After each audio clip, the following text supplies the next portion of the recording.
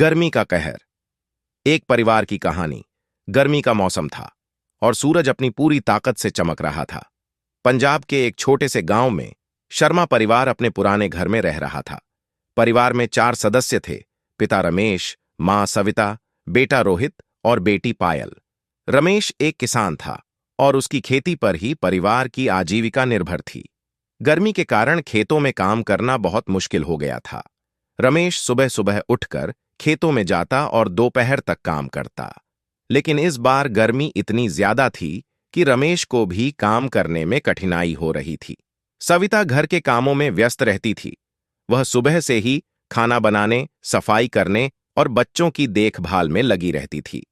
गर्मी के कारण घर के अंदर भी रहना मुश्किल हो गया था। पंखे की हवा भी गर्म लगने लगी थी। रोहित और पायल स्कूल की छुट्टियों का आनंद ले रहे थे, लेकिन गर्मी के कारण वे बाहर खेलने नहीं जा पा रहे थे। वे दिन भर घर में ही रहते और कभी-कभी टीवी देखते या किताबें पढ़ते।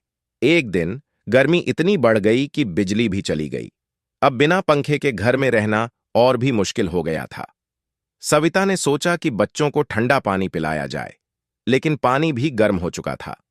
रमेश ने सोचा कि परिवार को कुछ राहत देने के लिए उन्हें कहीं बाहर ले जाया जाए। उसने अपने दोस्त से बात की और पता चला कि पास के शहर में एक बड़ा मॉल है जहां एसी की सुविधा है। रमेश ने तुरंत निर्णय लिया कि वे सभी मॉल जाएंगे।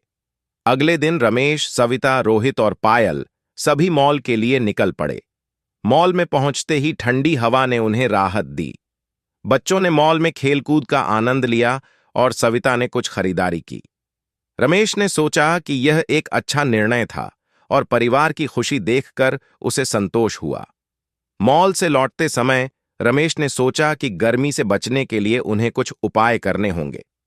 उसने अपने घर की छत पर पानी का छिड़काव करने का निर्णय लिया ताकि घर ठंडा रहे। उसने अपने खेतों में भी पानी का छिड़काव बढ़ा दिया ताकि फसलें सूख न जाएं। रमेश के इन उपायों से घर में थोड़ी राहत मिली।